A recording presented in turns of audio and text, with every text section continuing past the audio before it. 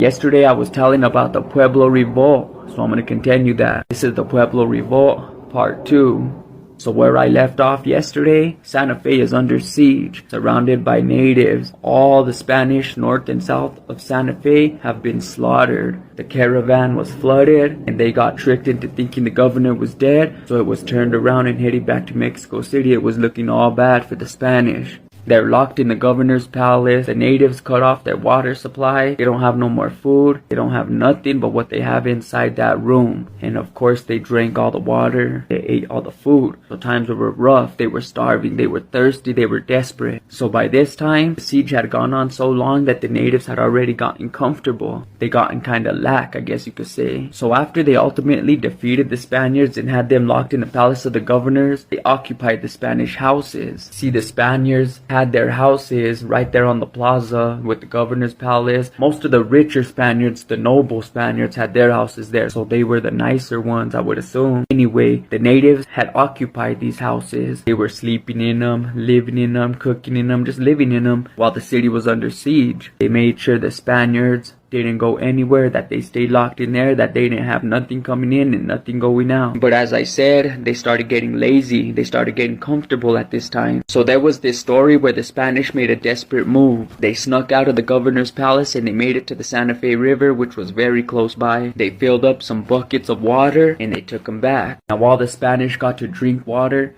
and quench their thirst, so they were in high spirits and they were happy. You gotta understand, these Spanish were soldiers. They followed orders, and if their governor told them to move, they'd move. If he told them not to move, they wouldn't move. So the Spanish men that had snuck out to get water also observed what was going around on the town. They noticed how the natives had gotten lazy, how they had gotten kind of lack or slack, whatever you want to call it. They seen an opportune time, so they seized their opportunity. So they snuck out of the palace of the governors again, and they went to where those houses where the natives were living at, and they burnt them. They lit them on fire while they were inside there, and they didn't even notice. This was like the Spaniards' last stand. They killed hundreds of natives in the fires, and the ones that did escape, they caught them and captured them. So now that they're back in the palace of the governors, they're really celebrating. They have around 40 prisoners. They killed a couple hundred other natives, little more than that actually. So they feel like they gained the upper hand. Prisoners of war are an upper hand, depending on the war. What they did in an attempt to instill fear into the natives is they brought all their prisoners out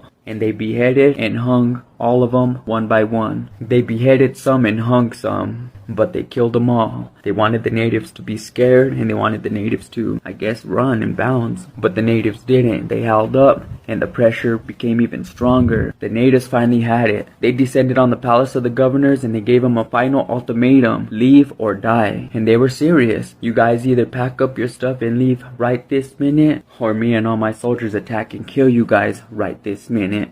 That was their deal. That was their option. So the governor finally made the wise choice to drop his pride, grab the remaining survivors, and march south. He had to march all the way to what is present-day El Paso. Now this was called the Long Walk. They were expecting to run into their soldiers at Isleta, but they found Isleta abandoned. As they went farther south, they were expecting to run into the caravan that they were expecting that was due anytime that was coming north. They also didn't run into that. When they finally got to El Paso, they found out what happened. And they told their story to the Spanish and told them what happened. The Spanish that were held up in Isleta found out the governor hadn't died. When the natives told them that, they found out they were tricked. They found out they were outsmarted by Pope. Now check it out. The natives burned everything that they didn't want there, the churches, the altars. They rebuilt and they reoccupied. They held New Mexico for 12 years before the Spanish were able to get it back. They tried. There was a couple times that they tried to advance and tried to attack and regain New Mexico, but they couldn't. By this time, the Pueblos also allied with the Navajos and Apaches and all the other natives, and they were all protecting New Mexico against the Europeans. But what you need to keep a revolution alive is unity, because unity is the whole thing that brought the revolution together and made it the only successful revolution. Now during this time, Pope was trying to tell all the chiefs to stay united because they're drifting back to their pueblos and back to their own individual ways of lives again. he was trying to warn them that if they don't stick together, the Spanish will come back. He said it's not that they might come back, they will come back, he said, and we need to be together if we want to fight them and win and keep our land. Pope was the only one keeping this unity, trying to keep them united. And then Pope passed away. When Pope died, the revolution died with him. So that, in a nutshell, is pretty much the story of the Pueblo Revolt of 1680.